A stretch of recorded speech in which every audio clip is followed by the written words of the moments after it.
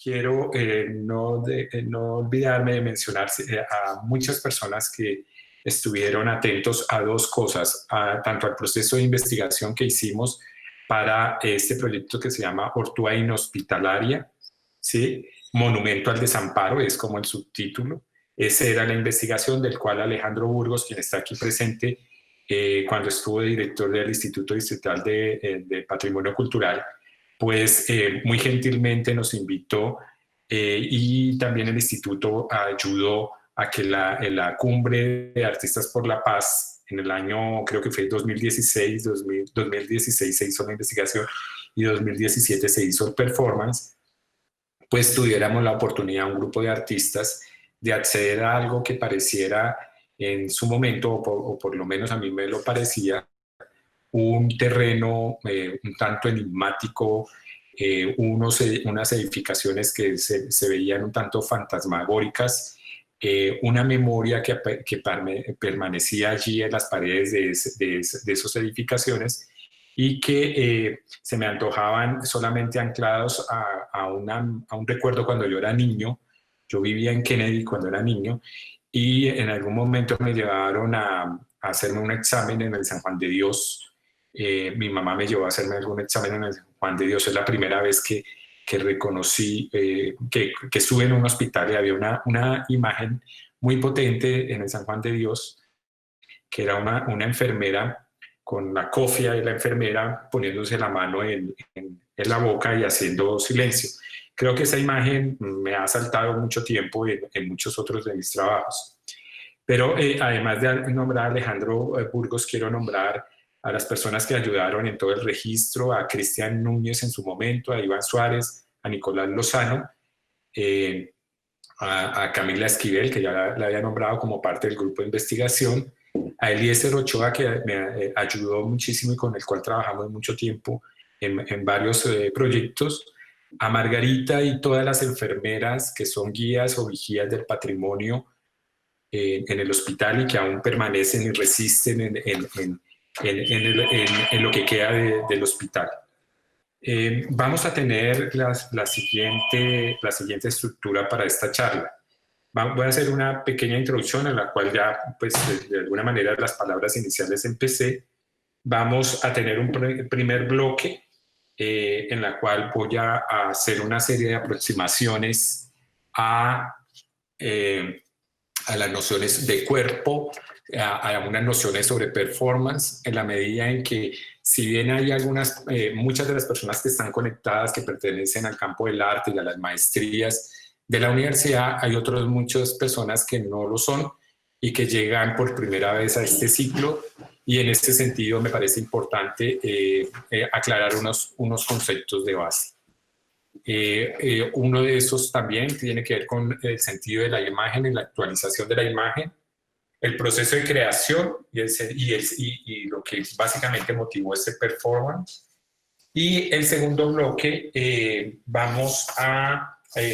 a estar básicamente ocupado por una serie de precisiones, de disertaciones que va a hacer Juan Carlos Usunaga, alrededor de algunas palabras y algunas preguntas que nos van a guiar y que son transversales a la charla. Las palabras básicamente que vamos a intentar, hay otras muchas, tienen que ver con juntos, incomodidad, miedo y ciudad. Obviamente que todas atadas a esa relación con el cuerpo. Entonces, en el cuerpo vamos a tratar de entender la noción de cuerpo saludable, cuerpos móviles y el cadáver. Y vamos a tratar básicamente de entender allí dos tópicos importantes: los escenarios de pandemia, los hospitales y las ciudades, y dos, la pospandemia ante el desgaste del modelo económico del capitalismo global. Juan Carlos, vamos a intentar, estas son las preguntas que digamos que tratamos de estructurar, o los tópicos que tratamos de estructurar, que tienen que ver con las nociones de cuerpo sano y los hospitales, cómo y cuál es el modelo de salud pública, hospitales e infraestructura, manejo de los cuerpos, el cadáver y el médico. de qué manera se ha concebido el cuerpo en la modernidad y en el capitalismo actual, el no tocar y la supremacía de la mirada. Y en la pospandemia quisiéramos hablar un poco de individualismo y civilidad, un posible seguir y hacernos una pregunta y hacer una pregunta amplia: ¿es posible seguir manteniendo el tamaño de las megaciudades modernas en tiempos del capitalismo, y más bien pensadas como templos del capitalismo, y en relación con la extensión en periferia? Y por último vamos a hacer una conclusión. Son bastantes temas, sí. Seguramente muchos se nos van a quedar en el tintero, pero usualmente con Juan Carlos somos muy ambiciosos en las charlas, y esperamos que, si bien no entremos a profundidad en muchos, sí dejemos resaltados unos puntos que nos parecen importantes y que han nacido de conversaciones anteriores que hemos tenido. Entonces vamos a empezar con esta introducción, y la introducción obviamente tiene que ver en decir qué es el hospital.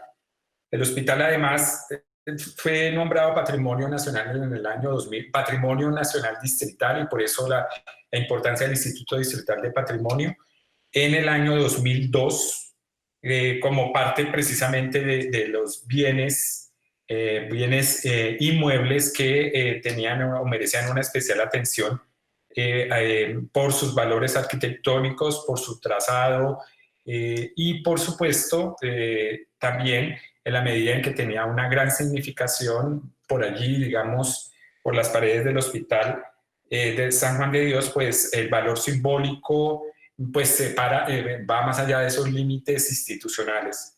La Ortúa, pues básicamente es el terreno. Había allí un molino de granos hace muchos años.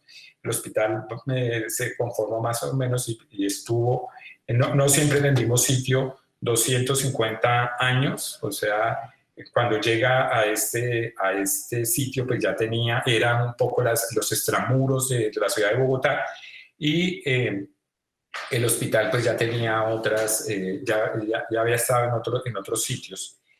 Creo que Juan Carlos va a hacer una precisión más adelante en torno a que realmente habría que preguntarse si este fue un hospital público y qué sentido tiene eso de lo público. La Ortúa era un complejo que acogía a personas básicamente de escasos recursos, o sea, se atendían personas de escasos recursos, y era un hospital de guerra. Y cuando hablo de un hospital de guerra, era un hospital en el cual se hacía una serie de investigaciones científicas de gran envergadura, pero digamos que los médicos que se formaban en el hospital tenían la ventaja de acceder de primera mano a los casos más críticos en temas de atención, como siempre sale a la palestra, por motivos de violencia política y por motivos básicamente de migración por esos factores de violencia que llegaban digamos, a las puertas del hospital y eran atendidos por los médicos, en este caso, los médicos residentes y médicos ya graduados, claro, de la Universidad Nacional, pero era un centro básicamente de investigación. Juan Carlos anotaba, o habíamos encontrado con el grupo de investigación, que allí se hizo la primera cirugía de corazón abierto, y se hizo, si más no entiendo, también una de las primeras, o la primera cirugía estética en su momento. Digamos que prestaba un servicio y atendía, estaba en un sitio clave, es un enclave, digamos, a nivel del territorio, que tiene como valor y uso de la tierra una serie de miradas digamos, en el sitio estratégico que ocupa el hospital, porque si bien antes, lo dije, estaba en la estratosfera de la ciudad, el hospital empezó a estar en un sitio privilegiado y por parte de los constructores una especial atención. El hospital, pues, a pesar, digamos que lo paradójico de este complejo es que estuvo dedicado al cuidado y nombrado como Patrimonio Nacional, pero hoy en día se encuentra en un estado absoluto de abandono y en un proceso de liquidación que ha sido un proceso agónico lento, pero que, digamos, ha dado como resultado también ese proceso de liquidación, ha dado como resultado una serie de reclamaciones por parte de un grupo de enfermeras y de empleados, unos sindicalizados, otros no, que han tenido y tienen el hospital y las instalaciones del hospital las han tenido como su segundo hogar, si no su primero, porque algunos de ellos han vivido allí durante mucho tiempo. Y creo que el declararlo patrimonio, si bien fue una jugada interesante a nivel político que garantizó que las instalaciones se mantuvieran, también había que un poco preguntarse eso del patrimonio como el legado del padre y de qué padre es el que estamos hablando y de qué cosa es qué elementos es el que se está legando. Entonces, a nivel, digamos, científico, no voy a entrar en esa valoración, ya la tiene el hospital, digamos, en lo que yo dije en primera instancia, pero también en la medida en que era el aula abierta de la Universidad Nacional. Y sabemos, no porque estemos hablando ahorita en este momento desde la Universidad Nacional, sino porque lo tiene. La Universidad Nacional ha tenido un valor en la medida en que ha estado atada por siempre desde lo misional y desde su visión a atender las urgencias y las necesidades, tanto urgentes y las necesidades realmente que se dan en nuestra sociedad, no solamente en Bogotá, sino en todo el país. Entonces creo que en sí mismo el espacio encarna una serie de valores a nivel arquitectónico, a nivel cultural, a nivel científico, a nivel político, obviamente que lo tiene, a nivel de urbanismo, de trazado urbano, que, digamos, hacen que podamos y que sigamos teniendo la mirada atenta al hospital.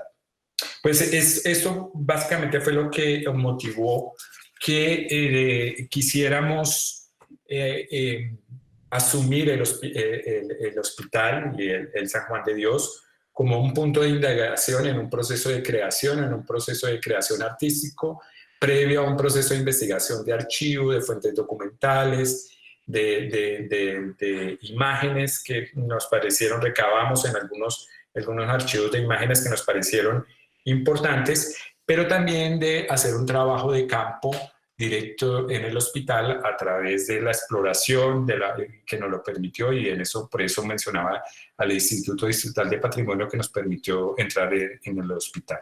Y como lo dije al principio, tenemos una parte de investigación y la parte de performance, y vamos a pasar inicialmente a la parte de performance para dar lugar a este primer bloque al cual yo me voy a referir. Entonces vamos a verlo, no tiene sonido,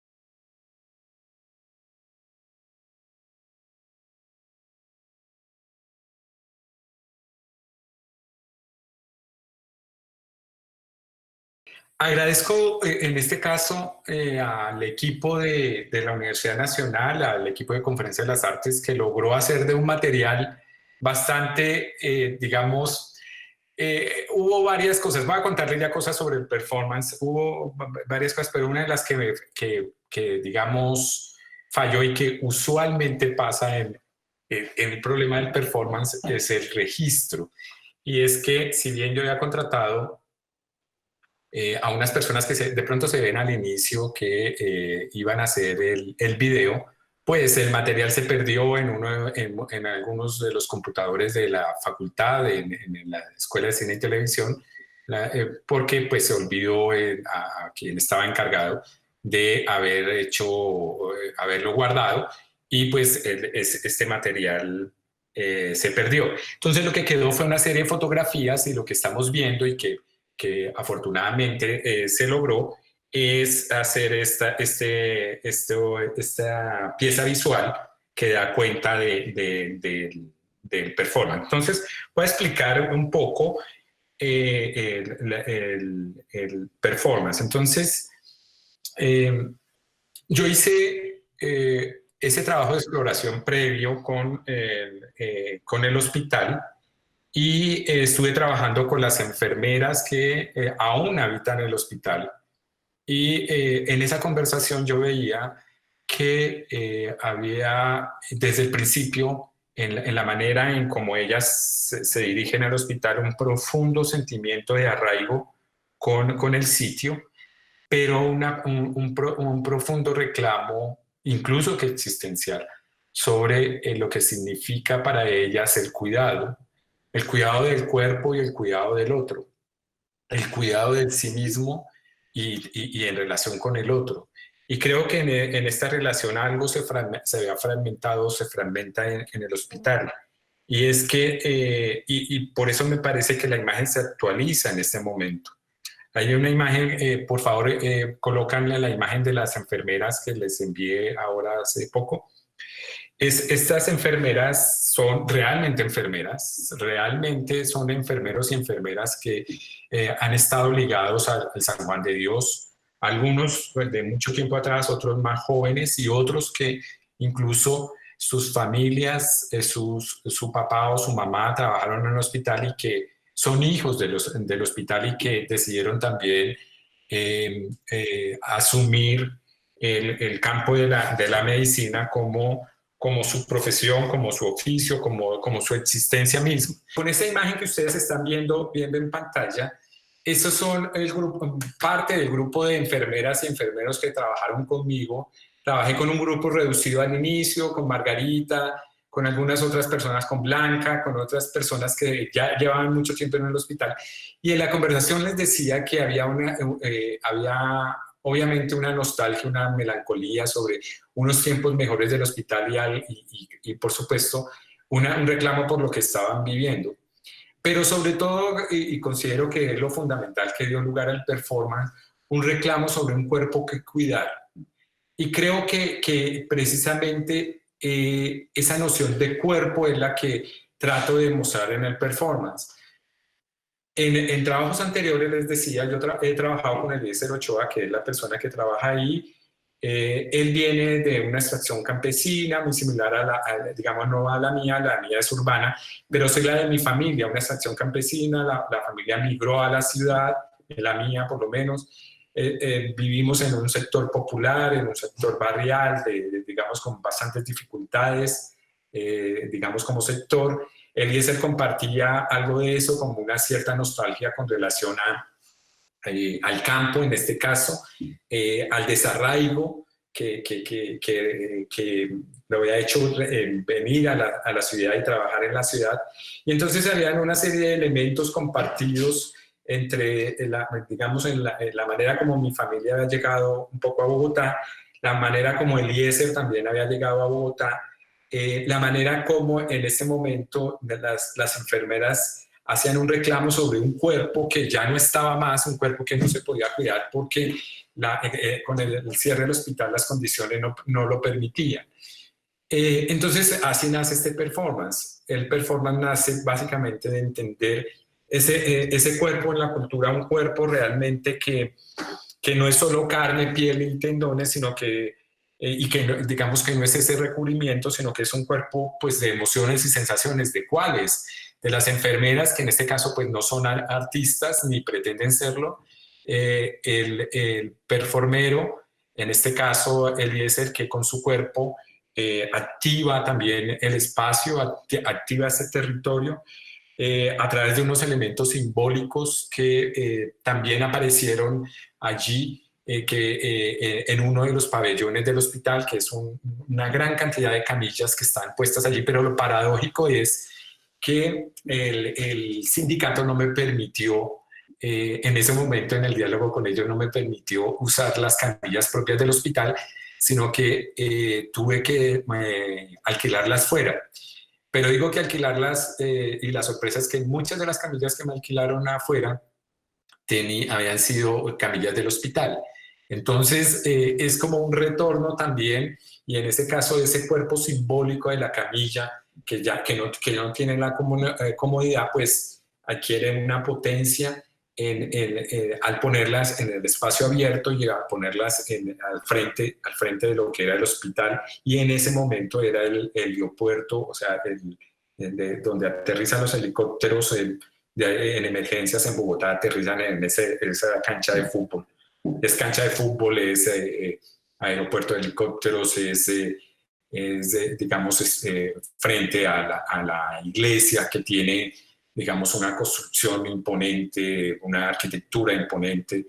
Parece muy bien cuidado, ya por dentro uno nota que es una ruina, pero digamos que hay una especie de metáfora de cuerpos que se activan, y es la manera como en mis performances trabajo. Entonces, yo no le pido a nadie que haga algo diferente a lo que sabe hacer. En este caso, las enfermeras son enfermeras, siguen siendo enfermeras. El performero es básicamente, trabaja en teatro, trabaja siendo modelo también de arte, y entiende esos tránsitos y esos problemas de migración porque son su propia vida. Y decidimos con él, digamos, en el laboratorio de exploración que estuvimos trabajando, que había un elemento que nos ataba a los tres, que era el colchón. Y ese colchón entonces también viene a completar, digamos, un sistema de significación, y que hace parte de ese personaje, un colchón que es móvil, que hace la metáfora de cuerpo en la medida en que no es fácil ubicar, que se vuelve problemático en sí mismo. Y ustedes ven en el performance, ojalá que hubiéramos tenido el video, ven en el performance que Eliezer no logra acomodar nunca ese colchón, y hay una relación íntima con ese colchón. Ni él logra ser colchón, ni el colchón logra ser cuerpo. Hay una especie de incomodidad y de incomplitud de ese cuerpo, que no logra tampoco ubicarse dentro digamos, de la camilla y de la cama de hospital. Pero digamos que también es esa noción, y ahí viene la palabra inhospitalario. Inhospitalario tiene un guión o un slash, como digamos, como de alguna manera lo quisimos poner, y ese guión o ese slash habla de lo que hospeda, o sea, del espacio en sí mismo y de la acción de hospedar, ¿cierto? Pero al ponerle el IN es precisamente actualizar ese problema del hospital universitario del San Juan de Dios en la medida en que se vuelve inhospitalario. Y hay un reclamo sobre los cuerpos y desde los cuerpos.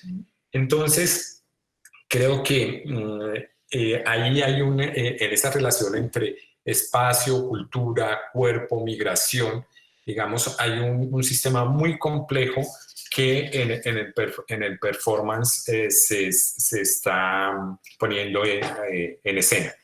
Vamos a ver un video ya de las pruebas que hice con Eliezer, porque me parece que me da pie a que, como les prometí al inicio de la charla, hablar un poco sobre las nociones de performance. Entonces vamos a ver ese video.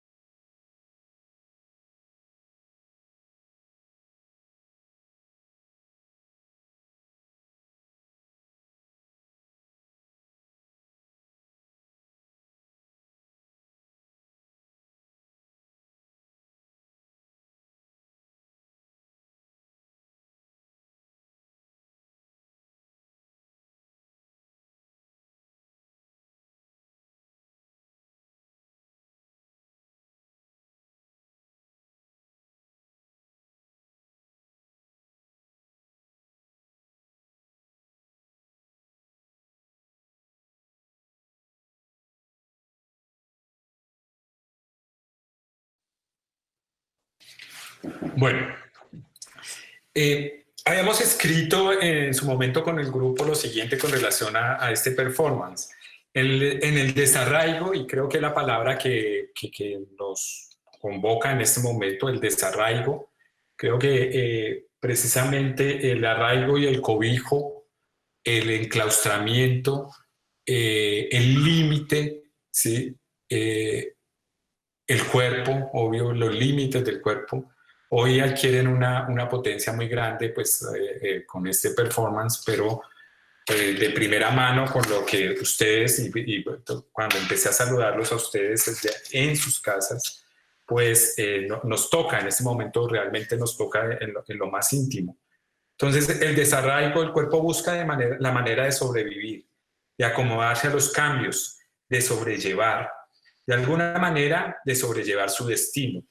El cuerpo es el escenario de batallas anunciadas desde hace mucho tiempo. Aquel hombre que carga a cuestas el peso de su destino, su origen. Su origen y su origen es lo que pesa. Pesa en tanto que es el infortunio o como el infortunio que lo espera. Estas paredes, en este caso las del San Juan de Dios, se alzan, no solo palpitan, respiran y se mueven en fluidos y se deslíen por la pugna entre los ímpetus que se encuentran en un organismo ya agonizante, agonizante por el enmudecimiento y por la indolencia. Aquel cuerpo estremecido distensiona sus músculos y se funde en la cama que lo soporta. Sus ojos lanzan una mirada más al mundo que lo contempla enrojecido por la enfermedad. De la mano de una enfermera es puesto sobre la mesa un vaso de agua. El agua no se evapora, su aliento, aunque débil, es constante. Todo es en su estado lo indica, los muros con el musgo vivo, el pequeño movimiento que siente en su interior, el paso del trapero, las huellas de las babosas que se secan, pero que insisten cada día en su huella, las palomas que ahora ocupan un lugar sobre estantes vacíos. Esta es la dinámica de otra vida, una muy diferente a la que fue y que se resiste torpemente a irse. Cada rincón es ocupado ahora por los enseres del diario vivir del ser humano. El ruido de la vida ordinaria se impregna en las paredes y en los rincones en los que antes reinaba la inmensidad del silencio, el silencio de la vida que luchaba por conservarse a sí misma. Creo que con esto, digamos que describe un poco ese trabajo, pero quisiera un poco referirme digamos, a esos momentos previos del performance que figuró como pieza en la medida en que estuvo completo, en la medida en que estudió las enfermeras, las camillas y Eliezer, digamos, en el campo del San Juan de Dios. Y es que en esos momentos previos, y por eso decía que me ayudaba, o en esos días previos, que fueron bastantes días en los que estuve trabajando con las enfermeras y luego con Eliezer, para mirar cómo ese cuerpo empezaba digamos, las fuerzas y lo que puede el cuerpo a ponerse, digamos, a prueba. Y es que yo les decía que para este performance y los performances en general que yo hago, lo que hago es introducir en la realidad un pequeño gesto que a veces es imperceptible. En la medida en que si las personas que invito siguen haciendo lo que saben hacer, pero si en esa noción de realidad inserto algo que viene digamos, de otro grupo, en este caso las enfermeras, el performero, las mismas camillas. Por ejemplo, en algún momento en el performance apareció un grupo de perros jugando, que no se ve lamentablemente dentro de las imágenes, pero que generaron, la atención pasó para otro lado. Entonces, en el performance hay elementos que no se controlan, que pasan y que precisamente actualizan el tiempo en el sentido del aquí y el ahora del performance. No es una actuación en sí misma. Digamos que, aunque en este caso, y por eso quería desnudar un poco, aunque podría haber una relación directa con el cuerpo desnudo de Eliezer, pero desnudar cómo se hace el performance, el proceso de creación, pues básicamente lo que intento es que ustedes, con lo que muestro de Eliezer, cómo a partir de ese ejercicio de reiteración del cuerpo en la medida de la incomodidad que pasó en los días anteriores, y que luego se refuerza en el performance que ya tuvo público, porque tal vez aquí, y las personas que están acompañando, que trabajan en performance, que acompañan la charla y que trabajan en performance, aquí podríamos entender como dos formas de entender el performance. Un performance íntimo, digámoslo, aunque está en espacio abierto, que tiene que ver con el cuerpo de Eliezer y lo que hace Eliezer, y el otro, un performance público en el que en el mismo espacio. Entonces habría que preguntarse también sobre la noción de espacio y sobre espacio público para el performance, espacio abierto y espacio íntimo. Pero en ese segundo, cuando tenemos la presencia de un público, de unas cámaras, de unas miradas, ¿cierto? De los perros, digamos, de otras fuerzas que aparecen dentro del performance, ¿cierto? Dentro de ese dispositivo, digamos, que está puesto allí, que, digamos, no está, y creo que no es mi premisa, el performance como un campo artístico, aunque obviamente lo tiene y no lo estoy estudiando y no es que no lo tenga en cuenta, sino entender que hay una activación del campo social. Entonces yo entiendo el performance, en este caso, como la activación de un campo social. O sea, el performance, en mi caso, es político, el cuerpo es político, ahí está haciendo una denuncia sobre la violencia sobre el cuerpo, está tomando postura en el performance, toma postura sobre qué cuerpo y la ausencia de cuerpo, está hablando de las políticas sobre el cuerpo, ¿sí? Las políticas que se ejercen sobre el cuerpo, en la manera como se denuncia, en la manera como se concibe el cuerpo enfermo y el cuerpo sano. Entonces, quiero un poco como terminar esta parte mía para dar paso al segundo bloque y que no nos coja un poco la noche, otra vez con la imagen con la que empecé, que es esta que ustedes están viendo, de las enfermeras con tapabocas, las enfermeras y los enfermeros con tapabocas.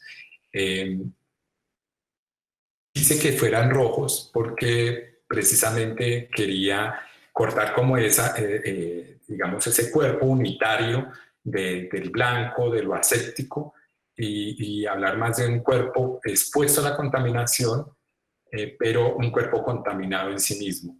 Entonces, claro, ahorita esta imagen se vuelve actual, totalmente actual, y a eso también quiero referirme, como el estatuto de la imagen, de esta imagen, ¿cierto? Nos interpela en este momento y se vuelve totalmente actual. ¿Qué hay detrás del tapabocas? O sea, ¿qué cuerpo es el que hay detrás del tapabocas? ¿Cómo se enuncia y se pronuncia ese cuerpo en la medida en que está sometido también a una serie de fuerzas? Entonces, hay un diálogo, es que tengo a mi gata aquí encima y entonces se mueve todo. Eso es lo bueno de este tipo de charlas, que pasan los gatos y en los performance igual, y en el performance que les estaba hablando hay unos elementos que aparecían allí, que eran y elementos y acontecimientos que pasan. Y digamos que en este caso la imagen decía de dónde había partido el performance de esa enfermera con la cofia, vestida de blanco, impecablemente de blanco, y con el dedo puesto en la boca pidiendo hacer silencio. Entendiendo que el hospital es un sitio para acoger, un sitio donde se suspenden una serie de condiciones y donde el cuerpo busca cobijo y busca abrigo. Pero en esta última, que resume un poco el performance que intenté hacer, habla de ese cuerpo, pero ya un cuerpo mediado, un cuerpo atravesado por el dolor, atravesado en este caso por la ausencia, por el desarraigo, por ese cuerpo que no se logra atrapar, que no se logra cuidar. Entonces, creo que seguramente vuelvo ahorita con otras cosas que se me quedan en el tintero y que debo de decir. Y doy paso entonces a Juan Carlos con el segundo bloque. Quiero recordar un poco, pues Juan Carlos lo tiene muy presente.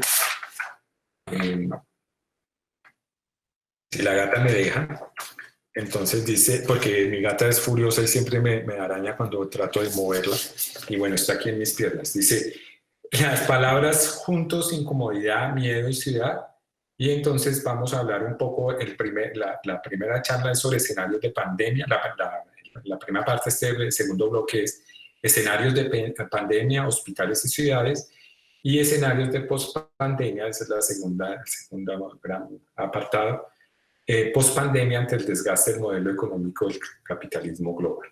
Entonces, Juan Carlos, pues el auditorio es tuyo. Quiero manifestarles que estamos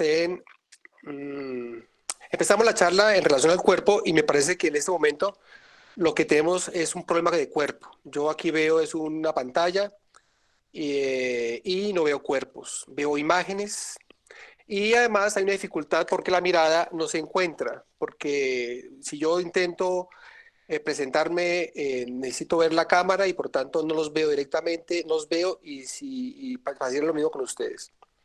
Por tanto, hay una suerte de esquicia, de una suerte de quiebre en razón al cuerpo de la mirada. Estos dos puntos importantes porque estamos embutidos, literalmente embutidos a un dispositivo y el dispositivo es tan solo un medio. Algunos creen que la tecnología es un fin en sí mismo y yo creo que es un medio que ojalá que desaparezca en estos días.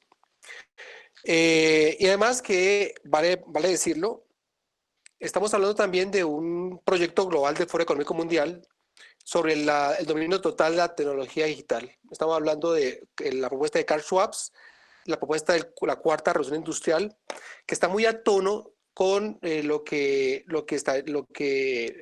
Duque introduce como la ley de Economía Naranja, que no es simplemente hablar del arte y la cultura, sino es desmontar radicalmente el arte y la cultura e introducirlas como un objeto de mercado, sobre todo en el dominio de la tecnología digital. Yo creo que esto, la pandemia, lo que hizo fue precipitar un proyecto que llega al 2015 para acá. Es decir, me estoy encontrando una contradicción en términos de los dispositivos. Yo quisiera que la Universidad Pública Estatal sea presencial y no esté mediada por dispositivos donde la virtualidad es un problema. Digo virtualidad porque es un objeto virtual, está atrás de la pantalla. Y por tanto, yo tengo que hacer un uso de la imaginación para poder saber que estoy con ustedes. A pesar que lo que yo veo al frente son letras. Veo una D, una I, una A, una L, una I, una W, una A, una fotografía de una chica bonita, una fotografía de otra chica bonita, una fotografía de un chico simpático, un chico que se está moviendo y el techo. Hay una fotografía, hay un video de un techo. Es decir, aparentemente estoy con ustedes. Entonces, lo único que nos convoca es la voz y la ilusión y la imaginación de que hay una imagen al frente nuestro. Ahora, después de esa queja y esa denuncia, digamos, porque es una denuncia contra el capitalismo global, yo quiero retomar algunos elementos que plantea David.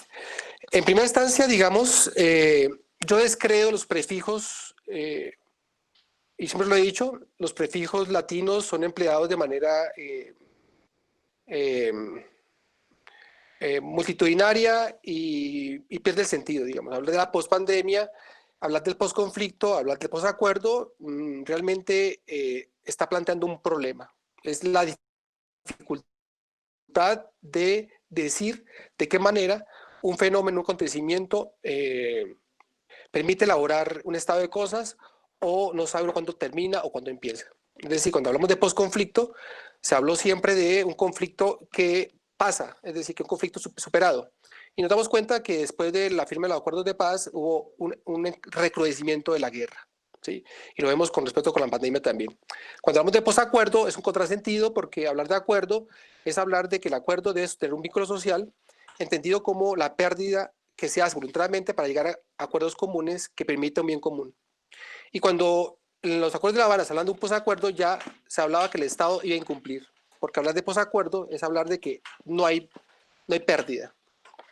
Por tanto, cuando dice David post-pandemia, yo quisiera desmarcarme de ese concepto. Yo hablaría de la pandemia. La pandemia, y yo quiero también agarrarme de esto, la pandemia también es un problema. Yo lo hablaba con David antes de entrar aquí de intervenir. Decía que la pandemia es un equívoco. Que la pandemia es un equívoco. Voy a jugar eso con las palabras. La pandemia, digamos, es una reedición de la palabra epidemia. Yo quisiera como hacer uso del tablero, si se ve.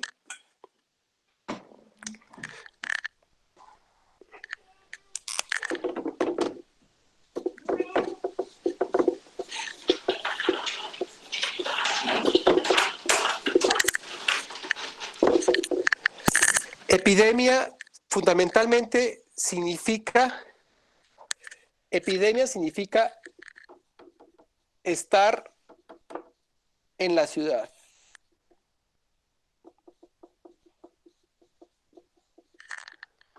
Epidemia también viene del epidemiurgo,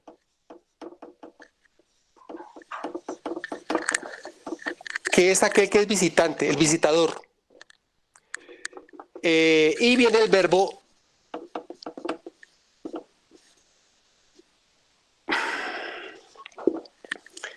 que significa estar en casa. Esta palabra epidemia es una palabra del siglo V antes de nuestra era. Epidemia se dice. Epidemia es estar en casa, estar en la ciudad. Hipócrates, en un texto que se llama el libro de las 7 visitas, fundamentalmente se hablaba de epidemia. Epidemia es visita. Epidemia es, Hipócrates habla de las visitas, tiene estudio de 7 visitas de los médicos. Es decir, cuando decimos epidemia, en el siglo V en Hipócrates, hablaba del registro que hacían los médicos cuando visitaban a los pacientes. Y por tanto, epidemia, digamos, no alude a las plagas ni a las pestes.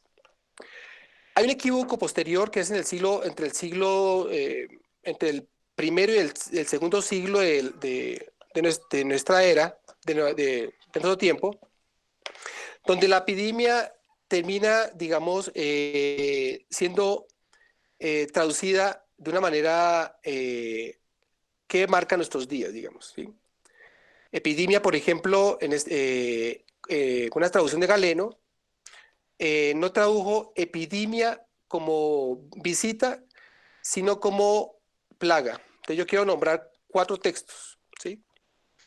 Es la confusión que hay entre el siglo en el año 129, 216, cuando Galeno escribe, y la palabra epidemia viene desde Hipócrates más o menos en el 460, 370, siglo V, cuarto antes de nuestra era, ¿sí? Y parte de 4 textos, un texto de Pólibo que aludía a la erupción de una enfermedad donde el aire lo transporta, digamos, ¿sí?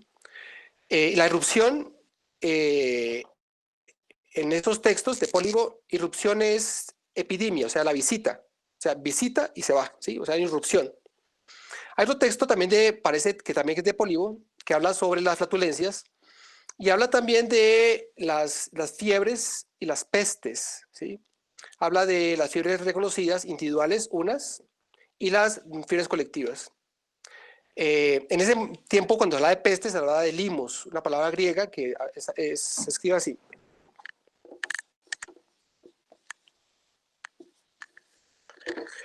Y entonces, cuando en los textos griegos aparece peste diferenciada de epidemia, epidemia la visita del médico, como lo vimos que significa visitar, y Hipócrates traduce Galeno en el siglo 129 más o menos, él reedita y reescribe el texto de Hipócrates y traduce la epidemia como la visita de la pestilencia, pero en las traducciones se queda es la erupción de la epidemia, no es la visita de las pestilencias.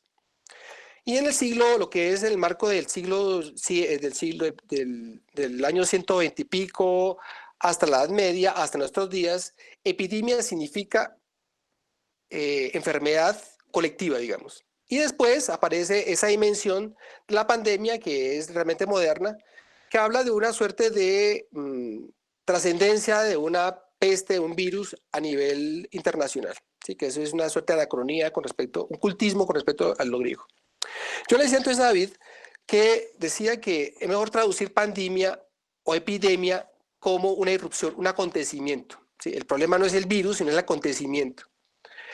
Fundamentalmente, digamos, cuando hablamos de pandemia, epidemia, está hablando de un acontecimiento que implica una irrupción que implica también algo que suscita el no saber. Por tanto, digamos, yo le decía también a David que hablar de pandemia es hablar como el arte, ¿sí? Porque el arte también, entre otras cosas, también es una traducción, también se han hecho muchas traducciones, y el arte, digamos, se escribiría también de esta manera, en griego.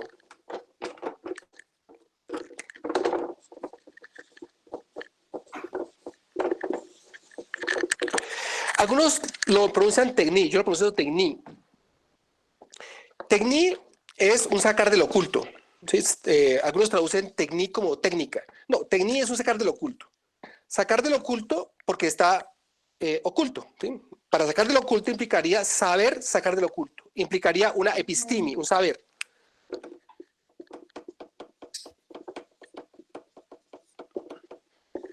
Es decir, no podemos hablar de una tecní sin la epistimi. Y cuando un saber que permite sacar del oculto implica una creación,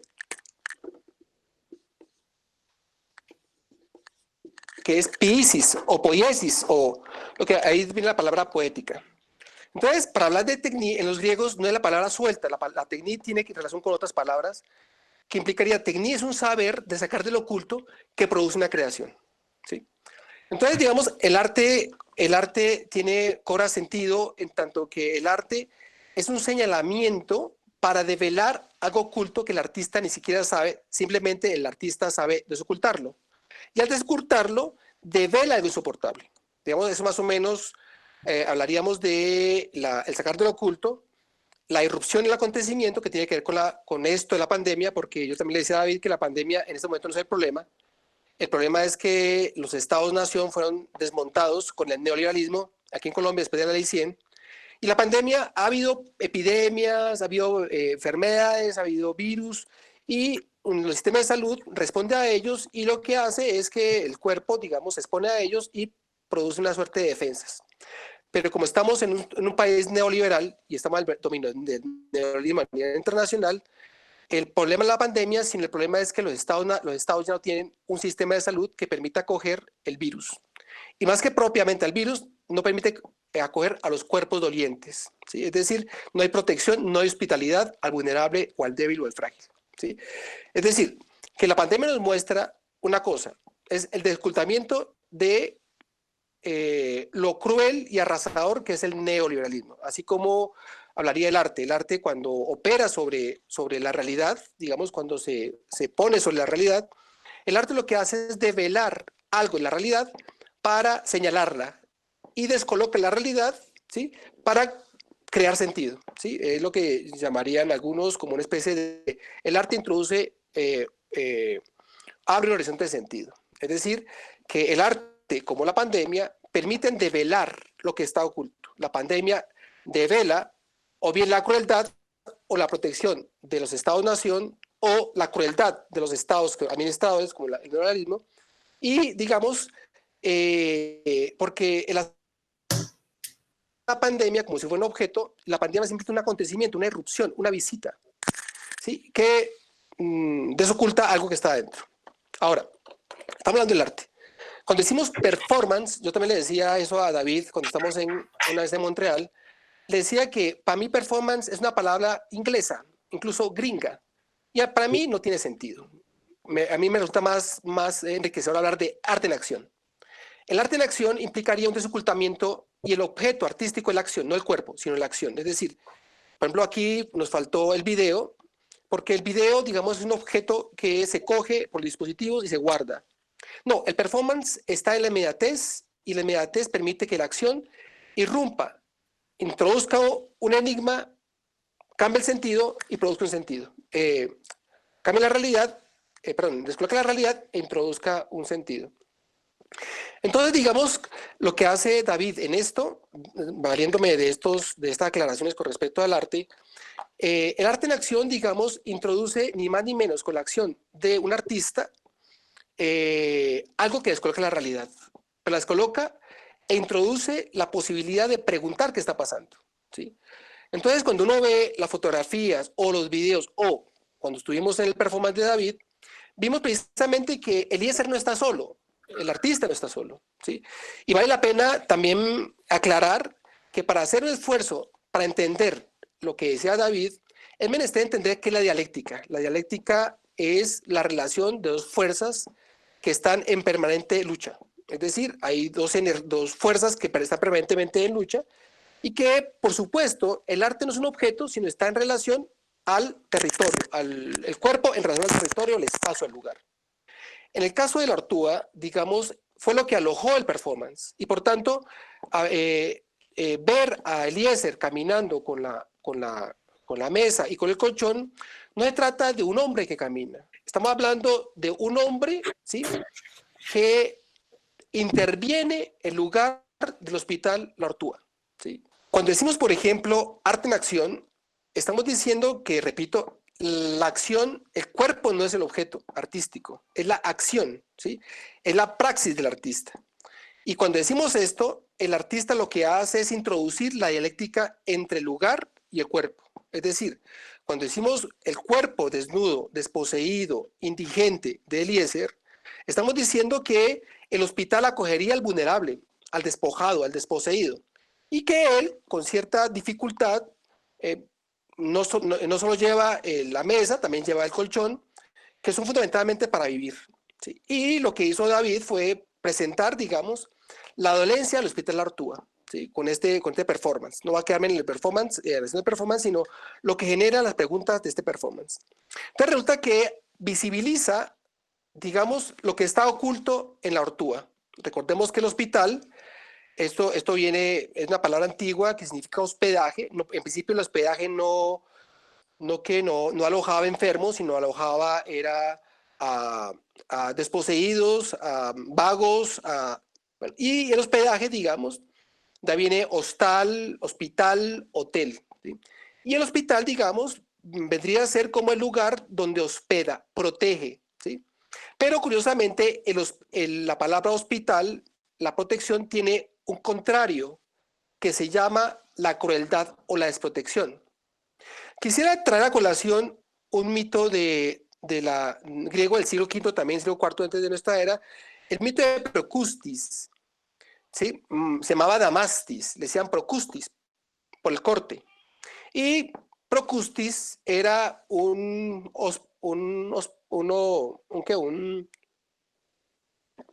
hombre que tenía un hotel, un lugar de paso de viajeros entre Eleusis y Atenas. Y él recibía a los viajeros y los dormía y los hacía acostar en una cama. Y en la cama, los hombres largos, altos, los acostaba en camas pequeñas y a los hombres pequeños los acostaba en camas largas. Y él, Procuste, su trabajo era precisamente al hombre más alto en las camas pequeñas, cogía un hacha y amputaba sus miembros, la cabeza, lo que sobraba de la cama, para acomodar, ¿sí?, el cuerpo a la cama. Y al hombre pequeño, cuando acomodaba en la cama grande, lo estiraba con un martillo y coyuntaba sus miembros y los estiraba a tal punto que quedaba acomodado a la cama, ¿sí? Estamos diciendo que cuando hablamos de cama, estamos hablando de dos vías: la cama que protege y aloja y la cama que tortura. Es decir, que si decimos cama, no estamos diciendo de la cama para descansar, sino también la cama para torturar. Es decir, un hospital tiene camas y las camas alojan a los vulnerables y el hospital tiene el encargo de proteger al vulnerable, ya que entrega su vulnerabilidad, el enfermo, el viejo, el frágil, entrega su cuerpo al hospital, el hospital debe protegerlo. Pero protegerlo no como caridad, ¿sí?, sino como un acto que permite entender que lo extraño es propio en esa vía. Porque, digamos, el giro que puede tener la cama es que la cama puede pasar al otro lado, es decir, la cama puede convertirse en cama de tortura, donde se hace uso de la vulnerabilidad, eso es la crueldad.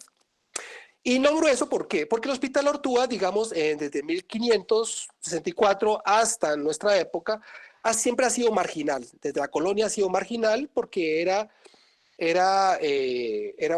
una edificación que era de una congregación religiosa, pero no era parte de las políticas de la colonia. En la Edad Moderna, cuando entra, digamos, el hospital al proyecto moderno, donde el hospital ya no es el que aloja a los enfermos, los vagos o los vulnerables, sino es el que alojaría a los enfermos, El hospital entra en Colombia con la nueva nación también marginal, ¿sí? Entra marginal. Y el Estado no lo acoge como suyo. La Nacional, en 1967, digamos, insufla de ciencia, pero también sucede una postura frente al hombre para ser protegido, como los médicos. El Sagrado Oficio del Médico recoge la vulnerabilidad para protegerla y para curarla. Y lo que desde 1912 hasta, hasta 1900, hasta el año 2000, digamos, el hospital tenía una partida por parte del Estado, pero no el Estado, porque había una especie de acuerdo, un acuerdo entre la congregación religiosa y el Estado. Pero la Universidad Nacional se nutría en la educación en este hospital, para la protección y para la formación. Pero infortunadamente el secretario de Salud, en principios de los años 2000, rompe el contrato y el hospital, digamos, queda a la saga y queda reducido lo que ustedes están viendo. Entonces, digamos, y que concuerda con el proyecto neoliberal. El proyecto neoliberal hace del gasto social, la salud, un objeto de inversión, donde la enfermedad no es algo para proteger, sino algo para usufructuar, ¿sí? Es decir, que el hospital se convierte en lo contrario, es decir, el hospital, más que hospedar, lo que hace es usufructar la vulnerabilidad, la usa y es cruel con el paciente. Lo deja en las camas afuera. Bueno, en esto de la pandemia lo muestra con claridad. Es decir, los hospitales ya no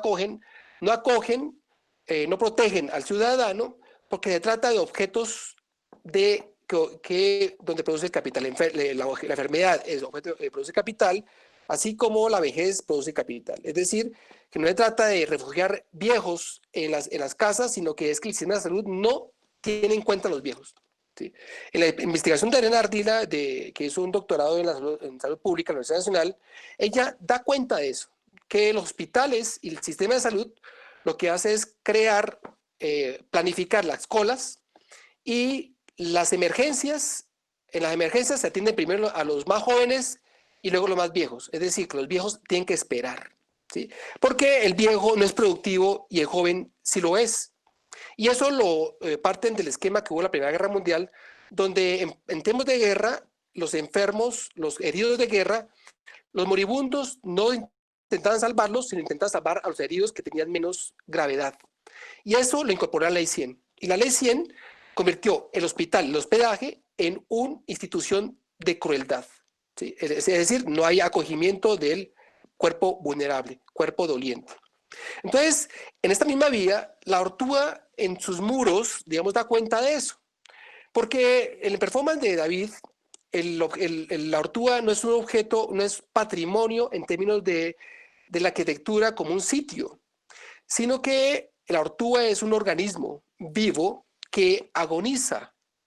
¿Por qué hablamos de esto? Estamos hablando de una relación que hay entre lo vivo y los objetos, que eso está en la misma relación que plantea Martin Heidegger en pensar, en habitar, habitar, construir y pensar, donde plantea que para morar hay que habitar y habitar cuida para ser cuidado, ¿sí? Es decir, que la arquitectura no es importante si no hay lugar para que los hombres se encuentren. Los lugares es donde el hombre y la palabra habita, y en ese lugar se fundamenta precisamente el habitar, el morar, ¿sí? Yo descreo, en muchas oportunidades lo he dicho, cuando el eufemismo canalla de decir habitante de calle, se habla de un habitante de calle que está desprotegido, no es protegido por naturaleza, no es protegido por un Estado, ¿sí? Es mancillado, marginado, pero no es cuidado, ni naturaleza es posible para él porque él no tiene acceso a la naturaleza. ¿Sí? Es decir, ese eufemismo se puede cambiar por una palabra más diciente que se llama indigente. Indigente se llama indigencia, que es desposeído. Eso viene del latín. Indigente implica el que está desposeído. Así como se presenta Eliezer. Eliezer se presenta indigente, con indigencia, sin vestido, sin víveres ni bienes, salvo su cama, sobre una mesa y un colchón. Es decir, hablar de habitar implica proteger, implica cuidar, en relación que tiene el hombre con la tierra y con la naturaleza. Es decir, que el hombre para protegerse implica proteger la naturaleza para que ella lo cuide. Es un planteamiento de Martin Heidegger, no quiero extenderme en eso. Entonces, cuando uno habla del hospital, así tal como lo puesta David, implica un hospital que hospeda y que aún hospeda y que los que son hospedados logran al menos mantener el latido del corazón de la ortúa como un organismo vivo, pero no de un edificio, sino de la historia, del arraigo. En griego hay una palabra que es el tonos, de ahí viene autotonía. ¿Se ve? No, no, están las imágenes. Tonos es una palabra que se hablaría la raigambre con la tierra, ¿sí? Pero la raigambre con la tierra no implica es tener la tierra, sino implica es tener relación con la historia que la tierra tiene en relación de la historia con aquello que vivo. Y que es una historia viva, digamos. El perfume de David lo que hace es señalar precisamente lo desoculto de la edificación, lo desoculto, ¿sí? Y lo cruel del hospital, y para dar cuenta de que aún vive. El musgo da cuenta de lo vivo que está el hospital, pero también las personas que son alojadas por el hospital. Pero vale la pena, digamos, articularlo con la invitación que hace David en lo que respecta, digamos, a la ciudad. Yo tomo como referencia un texto de Richard Sennett que se llama Carne y Piedra, donde él hace un recorrido de la relación de la carne y la piedra, que es la manera como el hombre piensa su cuerpo hacia la ciudad. Entonces va a hacer un recorrido rápido del texto de Sennett para hablar de la relación que tiene el cuerpo con la ciudad. ¿Sí? Uno, él plantea Atenas, y Atenas se encuentra con, digamos, el patos, el dolor. ¿Sí? El patos, el dolor, las pasiones, digamos, en la Atenas de Pericles, un poco antes de Pericles, la ciudad está hecha para ver la desnudez, apreciar la desnudez, porque la desnudez no es simplemente el cuerpo, ¿sí? Es la belleza también del espíritu, ¿sí? Donde articula el soma y la psique.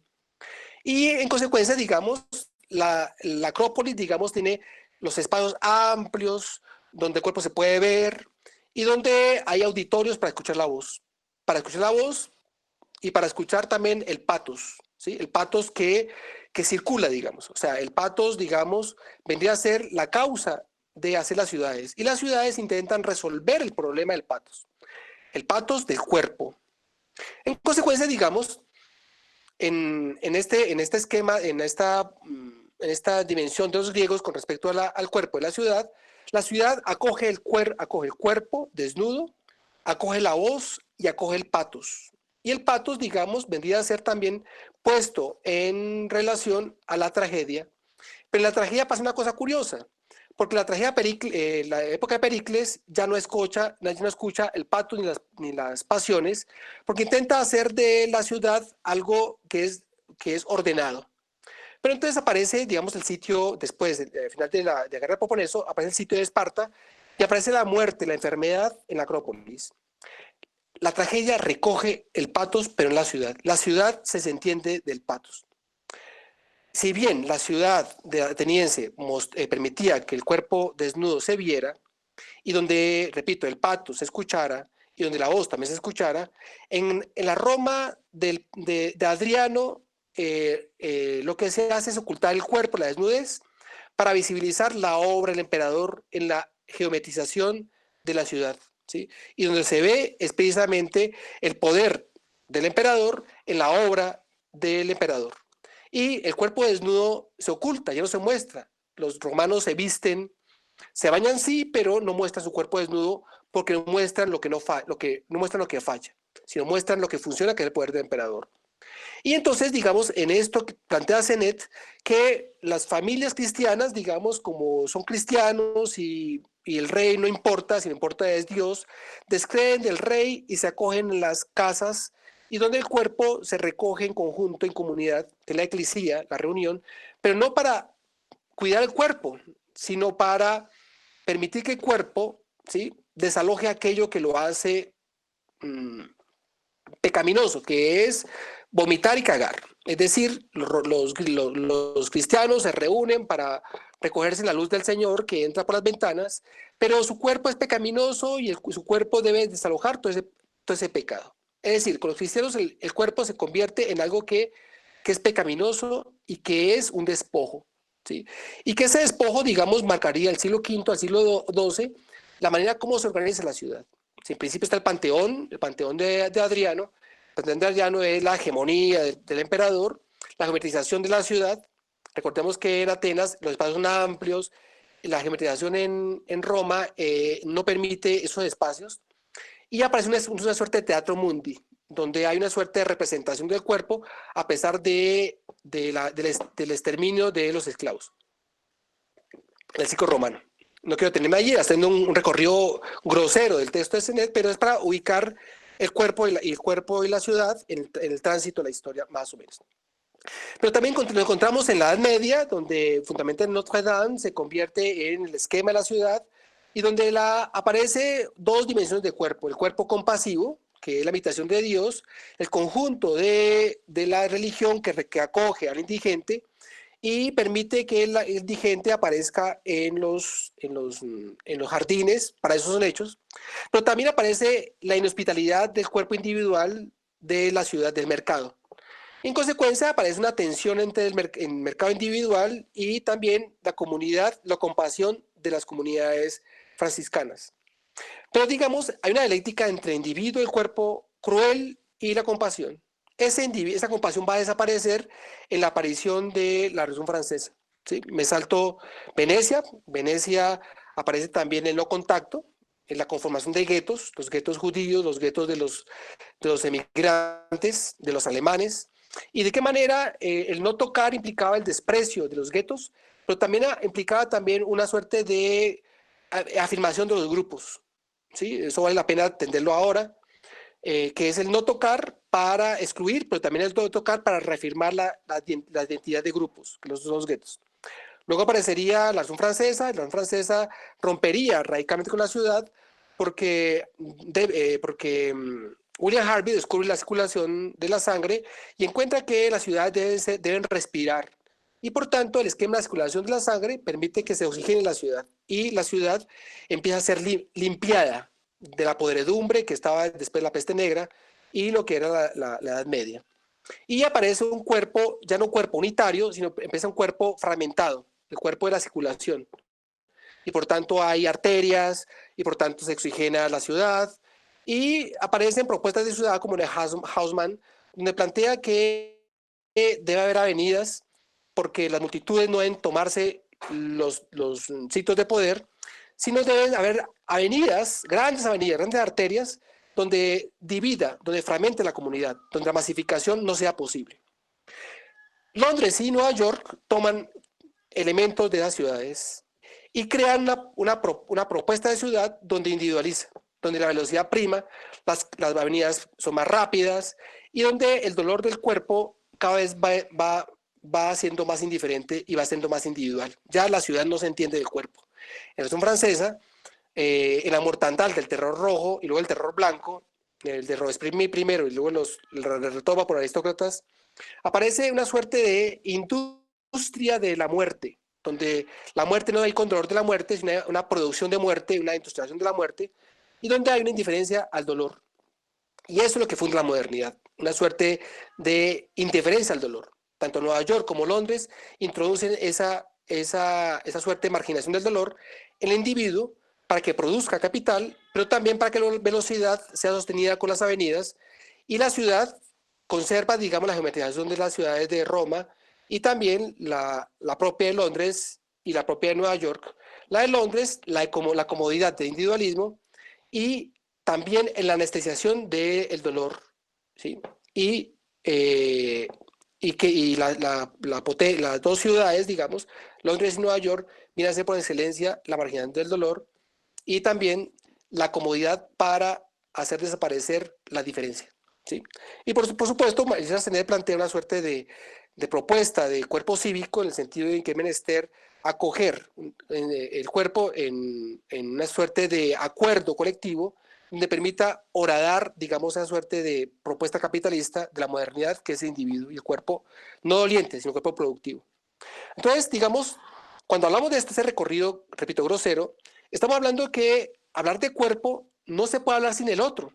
¿Sí? Es decir, hablar de cuerpo no es hablar de la anatomía, es hablar de una construcción psíquica y una construcción social, ¿sí? Y yo hago eco a lo que plantea el psicoanálisis con respecto al cuerpo, porque el cuerpo en el niño se constituye a partir del otro. Es decir, no hay cuerpo porque el niño nazca, sino que el cuerpo aparece precisamente por la construcción psíquica a partir de la identificación del niño a lo que lo que el otro dice de él.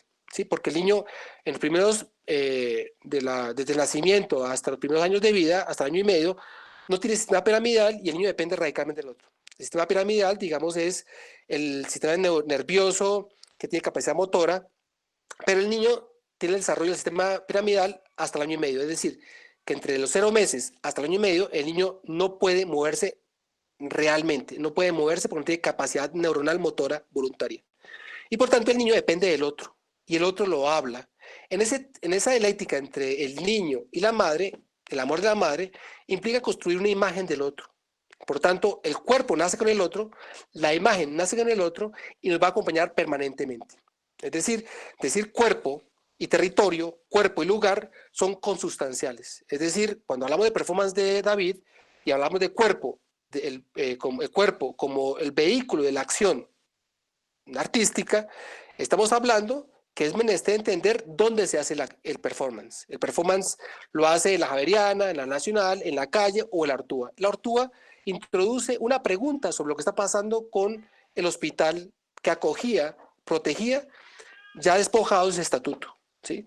Entonces, digamos, cuando dice David, por ejemplo, palabras como el miedo, la incomodidad de la ciudad, implicaría también hablar de una suerte de dialéctica en tanto la ciudad se expande a los extremos, el cuerpo se contrae, ¿sí? Para casi estar embutido en un lugar individual, pequeños espacios, donde no hay lugar para hablar, digamos. ¿Sí? Me pongo a pensar en la propuesta arquitectónica de la Alianza para el Progreso, como Kennedy, que son cajitas donde no es posible hacer un vínculo social con el otro, y son cajas hechas para trabajadores, como cajas fiscales, donde no hay posibilidad de hacer un vínculo, diferente a la propuesta de Corbusier, como el Centro Nariño. El Centro Nariño permite los espacios amplios, no como espacio, sino como lugares de encuentro. Es decir, la propuesta de Corbusier, en los años 50 y 60, en Bogotá, era precisamente crear lugares de encuentro para que hubiese un vínculo y que la ciudad acogiera al ciudadano. ¿Sí? La Alianza para el Progreso, creada por Kennedy para contrarrestar la influencia de la Revolución Cubana, que permite crear una especie de propuestas de arquitectura donde los cuerpos son invisibilizados solo para producir capital. Y el dolor del cuerpo de los obreros no se escucha, el cuerpo, el dolor es marginado y el sistema de salud en ese momento no lo recoge. ¿Sí? Recordemos que el Seguro Social aparece en los años 60 con Carlos Restrepo, y digamos también está la propuesta que se organiza con Carlos Restrepo, y el Seguro Social vendría a ser una propuesta de salud pública que recoge los cuerpos de los ciudadanos. Ese constructo lo acabó la Ley 100.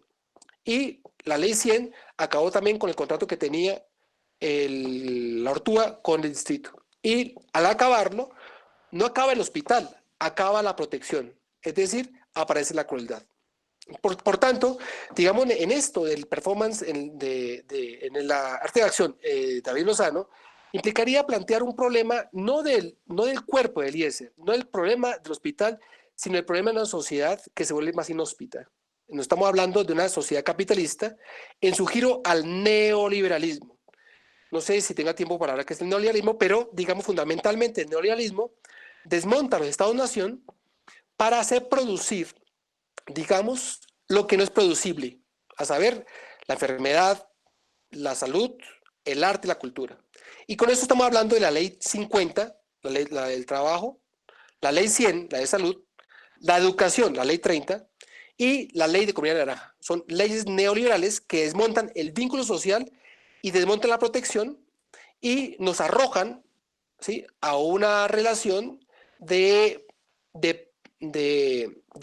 animal rapaz con su presa. ¿Sí?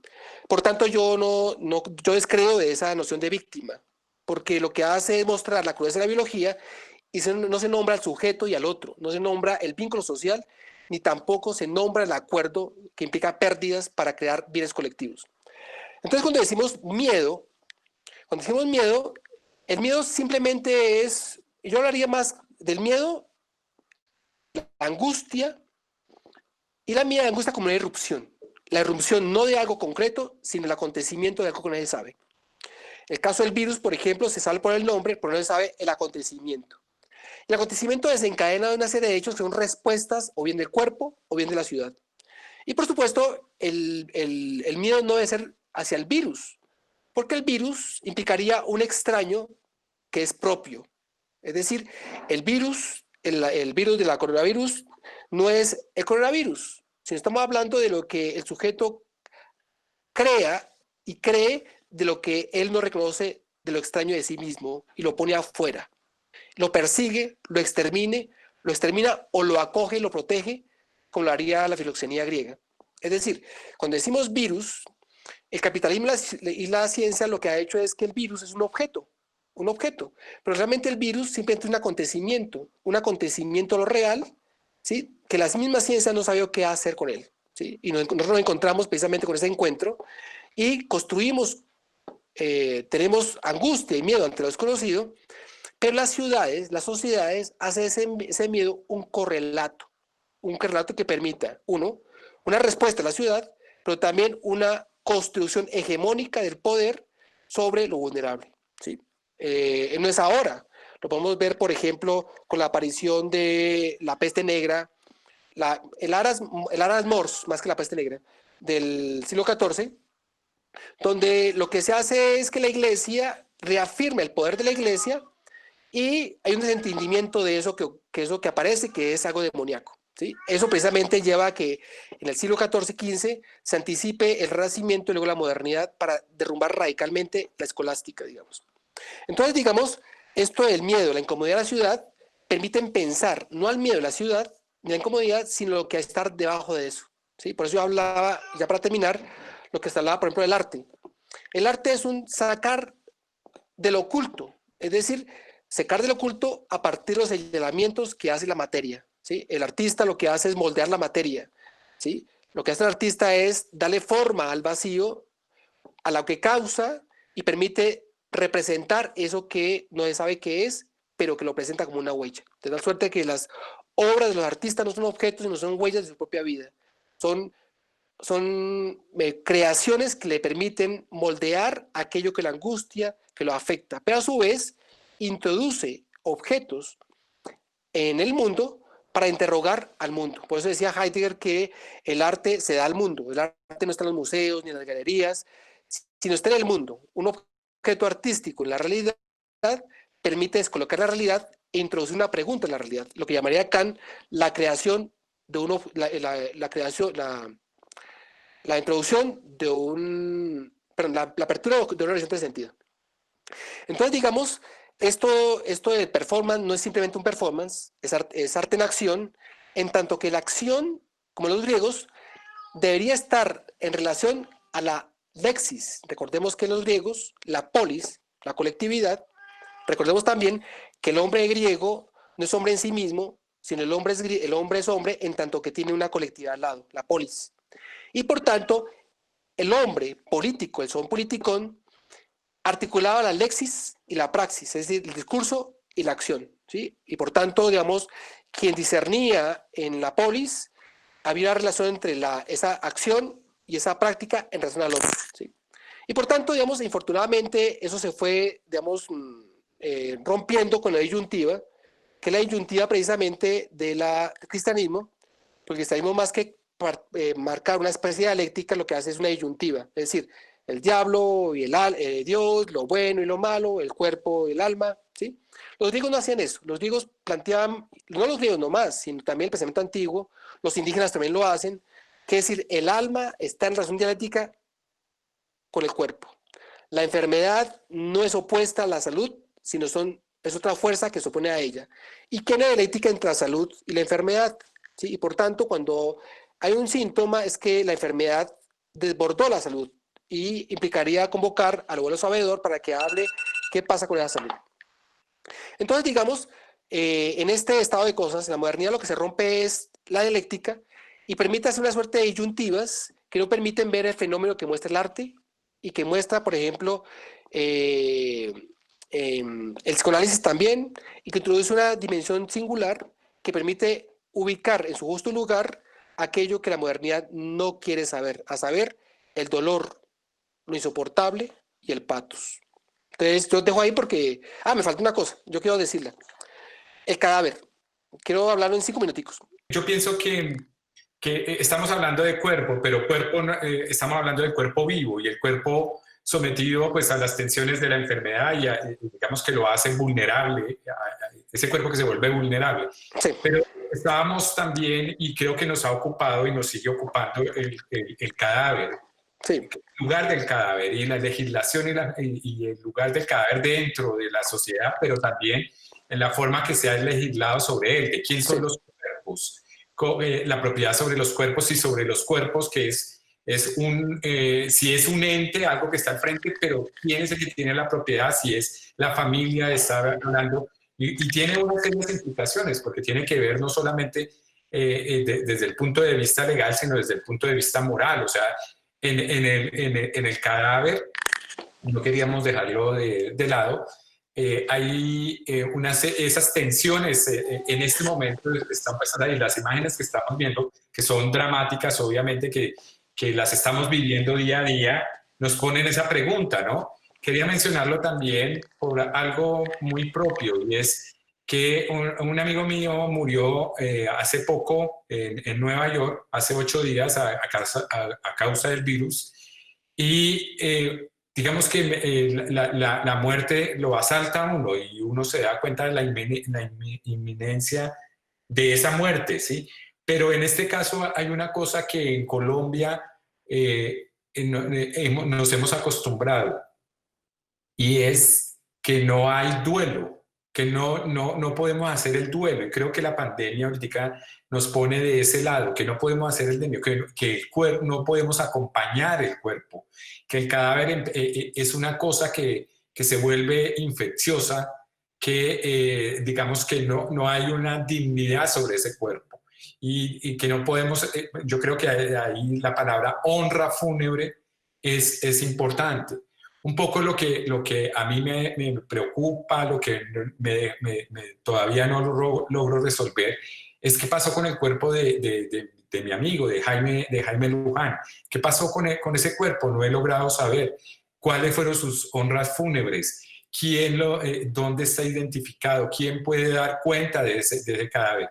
Y creo que con Juan Carlos hablábamos en algún momento la importancia de cuando se habla del nexo social, de enterrar, del enterramiento, de poder sepultar, dar sepultura, y de eso se ocupan, por supuesto, mucho las sociedades y las religiones también, pero como una manera de cerrar y abrir al mismo tiempo, y de hacer un homenaje a esa existencia.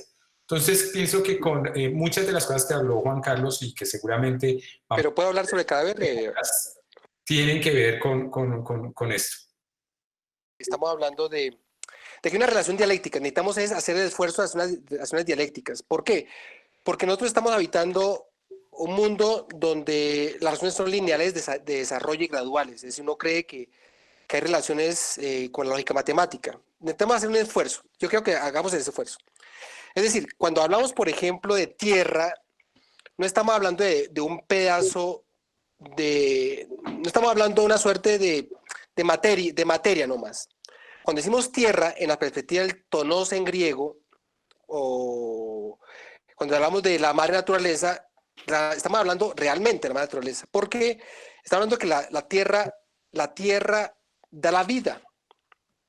Las sociedades, por ejemplo, donde hay lucha de clases, por ejemplo, desde el feudalismo, la esclavitud hasta ahora, hay unos que se han apropiado de la tierra y hay otros que están después de la tierra.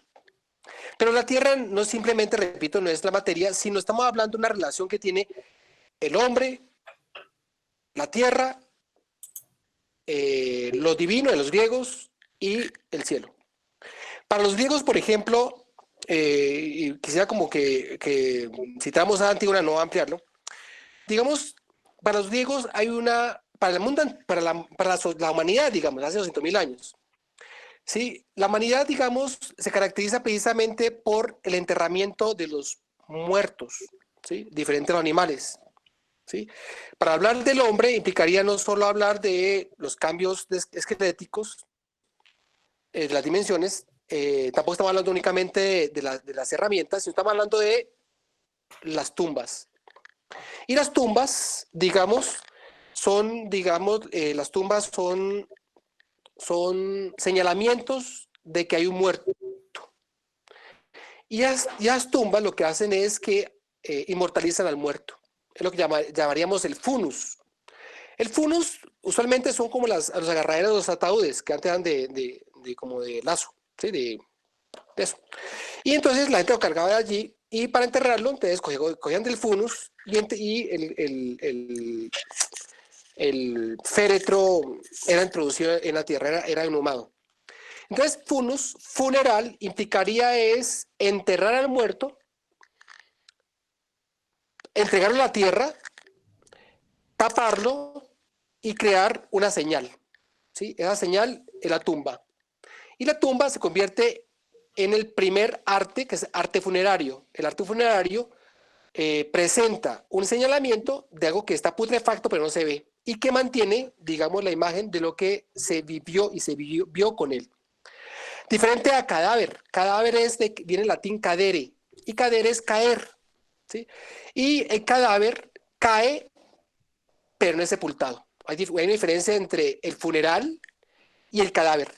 Porque el cadáver queda insepulto y por supuesto muestra su putrefacción a los dioses o muestra su putrefacción a la mirada, digamos. Lo que hace el funeral es no insultar a los dioses con la putrefacción, sino es marcar señales, honrar a los dioses y honrar a los dolientes. En cambio, el cadáver no. El cadáver simplemente es un cuerpo que cae, entra en putrefacción para que los perros y las aves de rapiña desgarren sus entrañas hasta el olvido, hasta la desaparición. El caso de Teocles y Polinice. Ahora lo vemos, y el señalamiento que hace David es importante porque, y la men también, porque aquí los parques se están convirtiendo en cementerios de NNs, es decir, donde no hay señalamientos. En griego, cementerio significa simintirio, que es de qué? Hay dos palabras, una que es kima, que significa cama, acostar, sepultar, ¿sí? De ahí viene cementerio. Y la otra es de señal, ¿sí? La señal de que hay alguien muerto. Cementerio viene ahí, que es el lugar donde aparecen las ataúdes y las señas de los muertos.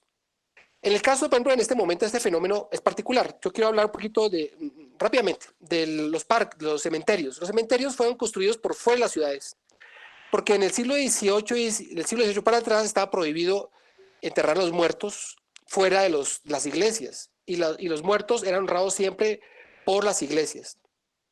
Después, en la modernidad, lo que se hace es que se legisla que los cadáveres deben ser sepultados afuera de la ciudad. Entonces, el cementerio central de Bogotá estaba por fuera de la ciudad, ¿sí? A final del siglo XIX. Estos cementerios, por ejemplo, son todos construidos por fuera de la ciudad. Pero la ciudad se ha expandido y han entrado al centro, es decir, han quedado en el centro. Curiosamente, aquí el cementerio central se convirtió en conjuntos residenciales y parques, ¿sí? Y donde hay un olvido de los dolientes y de las señales de los ataúdes. Pero también vemos en Nueva York, por ejemplo, que los parques se están convirtiendo en lugares para enfermos y lugares para enterrar muertos, pero muertos sin seña, muertos sin nombre y muertos sin dolientes. Es decir, el dolor se vuelve a ocultar. Es decir, lo que decía David ahora con las pompas fúnebres, es precisamente que los dolientes pueden hacer un vínculo con aquello que queda, que es el vacío del muerto, pero también pueden señalarlos con el entierro, y donde el entierro permita que el sujeto haga duelo. Y por tanto, digamos, el cadáver entra en el registro de la biología, así como las víctimas, así como el cuerpo en la modernidad, que es mera biología. Y los muertos y los moribundos mueren solos. Hay un texto de Norbert Elias que habla el silencio de los moribundos, la soledad de los moribundos, perdón. Y donde los moribundos, para la ciencia, mueren solos, desposeídos de sus deudos. En la Edad Media, todo lo contrario, el muerto estaba con el perro, el gato, los hijos, los nietos, ¿sí? Y el muerto, perdón, el moribundo en la Edad Media preparaba la muerte. Ahora, en la modernidad, oculta la muerte, se le tiene miedo a la muerte y se le oculta y también se le desprecia, ¿sí? Y se mantiene el confinamiento del cuerpo, y también se mantiene también la segregación o la protección. Entonces, hay dos salidas en la pandemia, o bien estados socialistas o estados de protección, o se avecina, ¿sí? Sociedades arrasadoras con un neoliberalismo más afinado y donde no va a haber derechos. O sea, atengamos a las dos consecuencias, ¿sí? Y presente en los muertos, por ejemplo, en Nueva York yo vi noticias ayer y hoy, hay hospitales que han encontrado camiones de decenas de muertos en estado de putrefacción, ¿sí? Abandonados. Hoy y ayer salen noticias. Pero ya para terminar, que una cosa que a mí me erizó la piel fue el año pasado apareció una ley de que los cadáveres pueden ser convertidos en compost para los jardines. Y ahí saquemos conclusiones.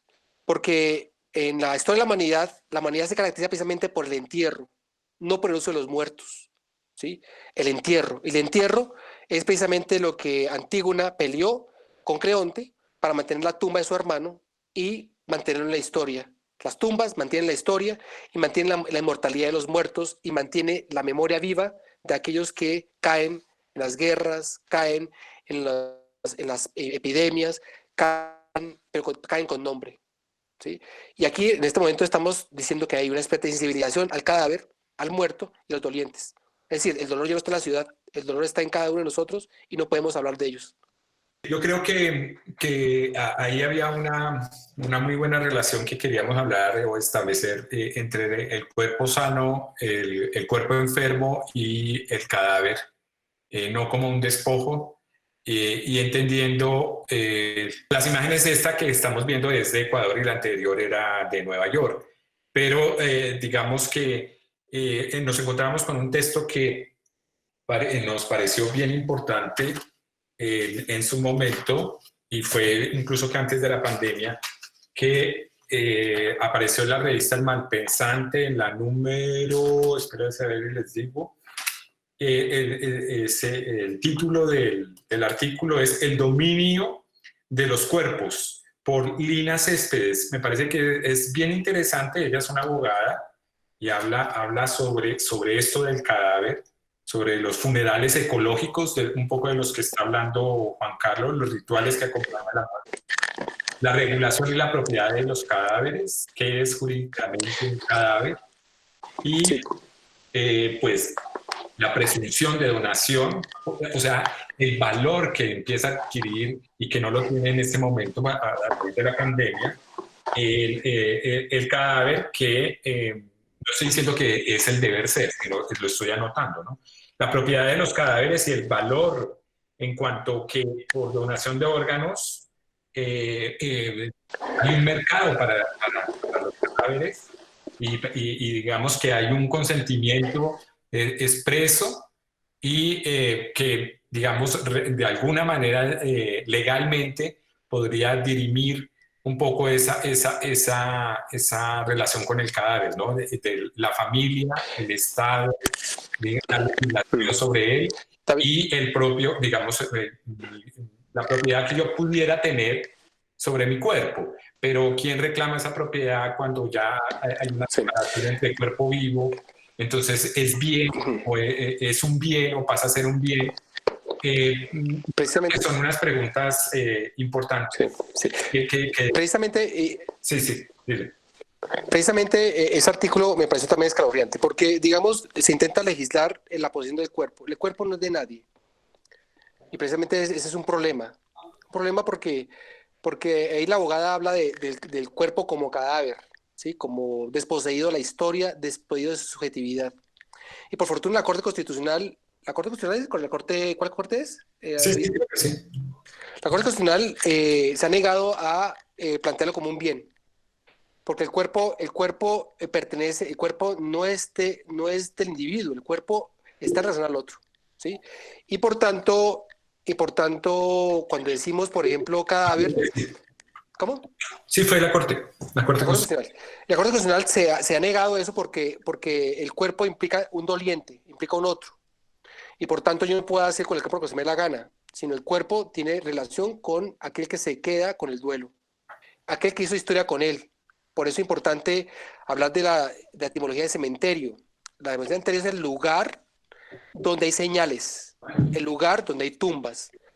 También es lugar de los acostados. Antes había un chiste de eso, pero literalmente significa eso, ¿sí?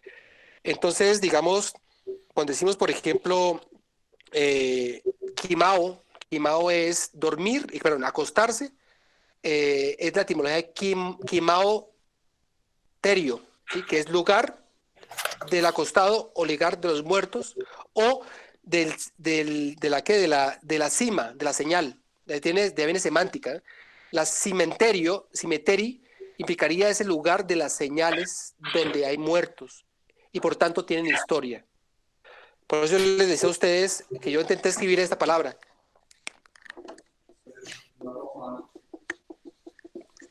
Cuando dice autóctono, no es lo que se dice identitario. Autóctono implica que el hombre está relacionado a la tierra, debe cuidarla para que la cuide. ¿Sí? El celtonos.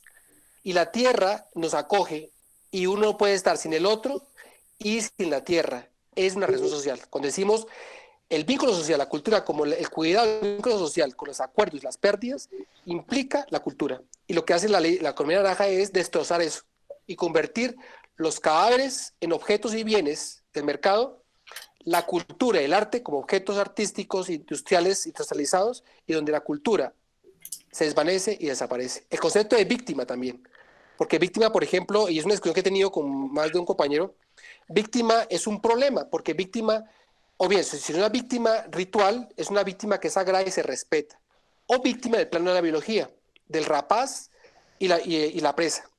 Y resulta que uno no debe reivindicar las víctimas, no debe reivindicar los sujetos y el derecho de los sujetos, aunque muertos están, tienen derechos. ¿Sí? Y por tanto el sujeto implica una cuestión social de lo que se va a hacer con los derechos de un pueblo. ¿Sí? Por tanto, el concepto de víctima, el de cadáver, el de economía naranja, desvinculan, rompen el lazo social y lo reducen a meras individualidades, como decía, por ejemplo, Agamben, de la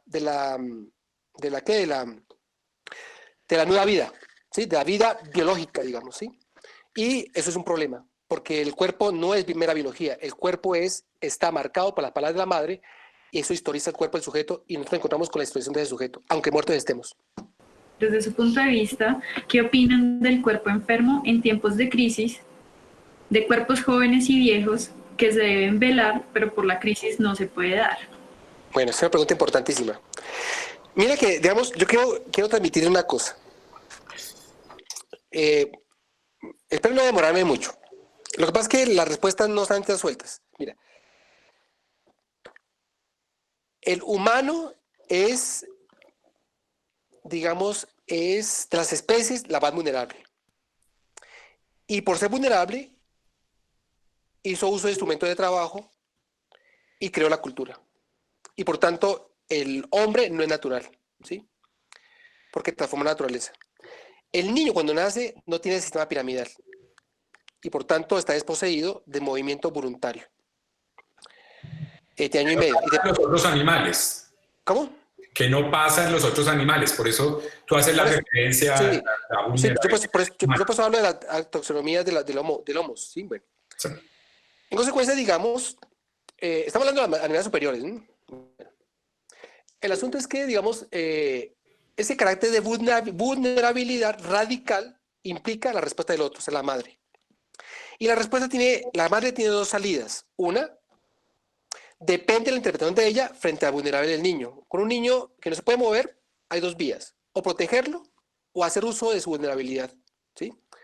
Y vemos casos, por ejemplo, de que niños son botados o son descuartizados o qué sé yo. ¿Sí? O hay niños que son protegidos, en el mejor de los casos. Es decir, que hay dos respuestas que tiene el otro en relación a la vulnerabilidad, o de protección o de crueldad. La protección implica es que la vulnerabilidad la acojo como mía, mientras que la crueldad me aprovecho la vulnerabilidad como si no fuera mía. Ahora, cuando decimos sociedades, digamos, cuando hablamos de sociedades, necesitamos entender las sociedades que tienen la tierra para todos o para una sola clase social. Estamos hablando del capitalismo, el feudalismo y la esclavitud. Cuando decimos eso, estamos diciendo que hay una gran parte de la población que es vulnerable porque no tiene acceso a la tierra, porque la tierra da vida, da alimento, da vestido y da techo, ¿sí? Cuando alguien se le arrebata la tierra, los poseen de tres posibilidades de poder vivir y ser protegido. Ahora, estamos diciendo que la esclavitud, el feudalismo y el capitalismo parten de la relación inequitativa de la vulnerabilidad, ¿sí? Y por tanto, la clase social que tiene la tierra hace uso de esa vulnerabilidad, o bien para acogerla, o bien para usufructuarla. Cuando decimos cuerpo enfermo y viejo, resulta que la ley 100, ¿sí?, no recoge al cuerpo enfermo, ¿sí?, recoge el enfermo que produce capital, ¿sí? La ley 100, por ejemplo, legisla que el cuerpo enfermo es un cuerpo que produce, no es un cuerpo, es una mera biología. Es decir, que el médico atienda 14 minutos a esa biología viva, ¿sí? Y esa biología viva la tiene 14 minutos. Y los médicos de la ley 100 no pueden recetar ni sugerir exámenes, al menos que sean 2 o 3, que son legislados por mes, digamos. Es decir, están amarrados los médicos para poder recomendar que el paciente se cuide anticipando enfermedades. Ahora bien, entonces decimos que la ley 100 desmonta la salud pública que protege a los ciudadanos de una nación.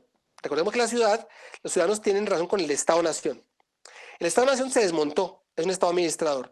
Y la salud pública se desmontó también, porque la salud es un proyecto de capital financiero, las EPS.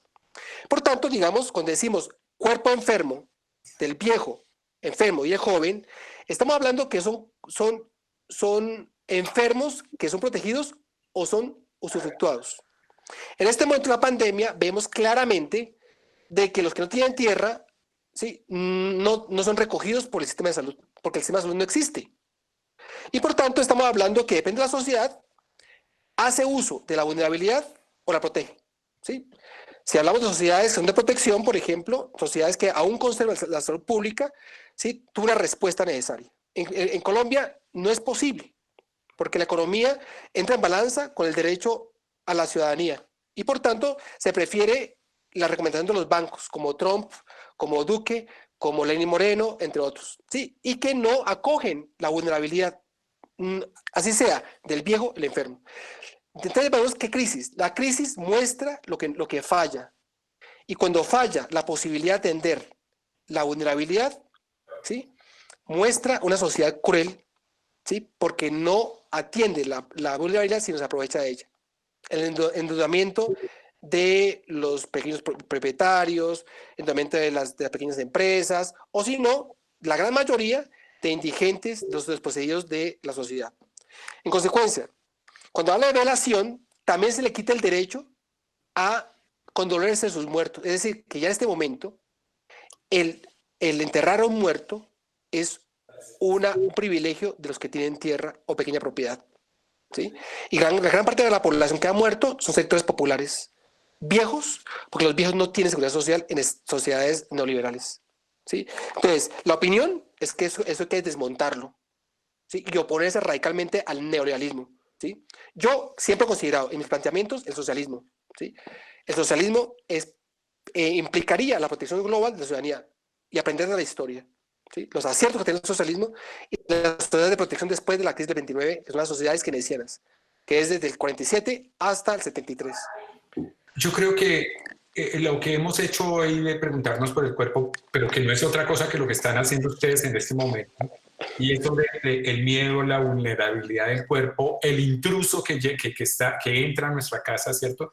Pero que el intruso no es que entre, es que está en nosotros mismos. Entonces, habla de una cosa que nos pone, una pregunta que nos pone ante algo muy difícil, y es el estar juntos. ¿Qué significa en este momento estar juntos? Estar juntos separados, estar juntos separados por un tabique, por un límite de cómo es ese límite, cómo hemos construido este límite, pero eso pone de presente también algo muy fuerte y es el sentido de vivir en las ciudades. ¿Qué es vivir en una ciudad? En este caso, porque obviamente lo que nos estamos dando cuenta que el confinamiento tiene sus variantes. Confinarse en una ciudad como en esta, las megaciudades, en donde vivimos unos encima de otros, donde el valor del suelo y el valor de la tierra, uniéndome un poco a lo que estaba explicando Juan Carlos, o sea, el capitalismo ha hecho que el valor de la tierra y la tierra esté en manos de unos pocos y que la pugna por la tierra es en este momento es lo que está haciendo crisis y hace crisis en el capitalismo, pero hace crisis en nosotros mismos. Y pone también de plano las preguntas sobre las ciudades. Por eso nos pareció importante traer a Richard Sennett y hacer esa referencia entre cuerpo y piedra. La manera, y claro, lo hizo de una forma sintética, pero muy precisa, de cómo esa relación entre el cuerpo, entre la carne, ¿cierto? Y la ciudad y la piedra son importantes. Creo que ahorita estamos precisamente en ese momento en que nos preguntamos, bueno, y después yo fui el que puse el término de post-pandemia porque sabía que Juan Carlos lo iba a desmontar, lo de post-pandemia, porque sí considero que es importante la pregunta que todos nos estamos haciendo con relación, bueno, ¿y a qué vamos a regresar? ¿A qué tipo de escenario vamos a regresar? Si vamos a regresar a lo mismo, que es un poco la radiografía y ese recuento histórico que hace Juan Carlos, vamos a regresar a lo mismo, a un estado de inequidad total, donde la mayoría son los desposeídos, donde los que se están montando entre el milenio y la fuerza laboral son los que son la carne de cañón, donde vamos a reproducir y seguir reproduciendo el sistema de consumo, donde las ciudades son caóticas, las ciudades son exigentes, donde las ciudades están pensadas como templos de consumo. Entonces creo que nos queda una serie de preguntas y de retos muy importantes y yo esperaría, lo que hablo con nuestros estudiantes, que pensemos también el territorio, y lo habíamos desarrollado en otras charlas, el territorio como víctima. Y pensemos ese valor, ese plusvalor que le hemos dado a la tierra y que ha sido acaparado en manos de unos pocos. Mira, hay unas preguntas que yo veo aquí en el chat. Una de María Alejandra Alfaro Marenco. ¿Sí? Mira, lo que pasa es que, digamos, cuando ella pregunta, ella habla sobre, digamos, lo arrasador que es el sistema de salud, digamos, ¿sí? Y que el lugar más inhóspito es precisamente el hospitalario. Precisamente, digamos, cuando hablamos de objeto, estamos hablando de la modernidad en sí misma. Es decir, estamos hablando del siglo XVII para acá. ¿Sí? El objeto implicaría tener algo al frente. Y nosotros hemos planteado una ruptura del sujeto con todo aquello que es objetivable, ¿sí? Las ciencias sociales, históricas del espíritu y las ciencias naturales. Y no hay una acción dialéctica, ¿sí? Lo que uno ve, por ejemplo, en estos escenarios hospitalarios en este país son arrasadores, precisamente porque el hospital se convirtió en una institución cruel, porque la enfermedad, después de la ley 100, se convierte en objeto para producir capital, repito, ¿sí? Y el cuerpo del hombre no es un cuerpo historizado. La ley 100 mantiene el constructo pragmático estadounidense de la biología, la mera biología del cuerpo que se atiende en la anatomía, digamos, ¿sí? Como decía Lenin, somos cadáveres andantes. No es un sujeto que se atienda para ser atendido, ser escuchado, por ejemplo, en las consultas. Ni siquiera se toca. En el siglo XIX, por ejemplo, los médicos tocaban a los pacientes. Ahora ni siquiera se toca. ¿Sí? Él simplemente pregunta y apela a la tecnología y ya. ¿Sí? Ahora, aquí nos dice Paola que tenemos que cortar, pero bueno, yo quería como anudar eso. Entonces, hablar, por ejemplo, eso sería para otra charla. Hablar, por ejemplo, de la mercantilización, estamos hablando del capitalismo. El capitalismo tiene unas coordenadas. Estamos hablando de el árbol del siglo XIII, pero se hace posible el siglo XVIII para acá, ¿sí? Y que estamos hablando de países neoliberales concretamente, estamos hablando de la Constitución del 91 para acá, fundamentalmente con la Ley 100, Ley 30, Ley 50, Ley Comuna Naranja, y eso plantea una desubjetivación del hombre y una desmonte del ciudadano para ser consumidor, ¿sí? Entonces, es una vía. La otra que ya termino, cuando dice aquí Mario Triviño con respecto al arte del virus, no, el arte y el virus no son comparables. El arte es una creación singular que permite modelar lo insoportable, pero permite, digamos, unas señas que el artista hace. El virus, comparado con el virus, yo no decía con el virus, estamos hablando con la palabra epidemia, tal como lo planteé yo. La epidemia, en la etimología, en el siglo V de nuestra era, estamos hablando de un acontecimiento, de una visita, ¿sí? Y estamos hablando que si hablamos de epidemias y pandemias, estamos hablando de un acontecimiento de lo real, porque el virus es un significante que es de la ciencia, que la misma ciencia la desposee de la historia, de las sociedades y del sujeto. Entonces, es importante el asunto que tú estableces en arte de virus, pero en el sentido en que permite el acontecimiento de lo real, y en una lectura sobre eso real. ¿Listo? Y ahí derivaría una creación artística o la investigación científica. Dos vías. Bueno, gracias. Decirles que para nosotros entrar a sus casas en este momento y con estas reflexiones nos ayudan a nosotros también a tener una distancia en la medida en que podemos elaborar y vamos elaborando y vamos sistematizando lo que vamos encontrando en el camino y con estas preocupaciones que tienen que ver a las preguntas sustanciales sobre el cuerpo y sobre la propia existencia. Entonces, y obviamente sobre el arte, la cultura, y en este caso, en este marco de pandemia y de capitalismo global.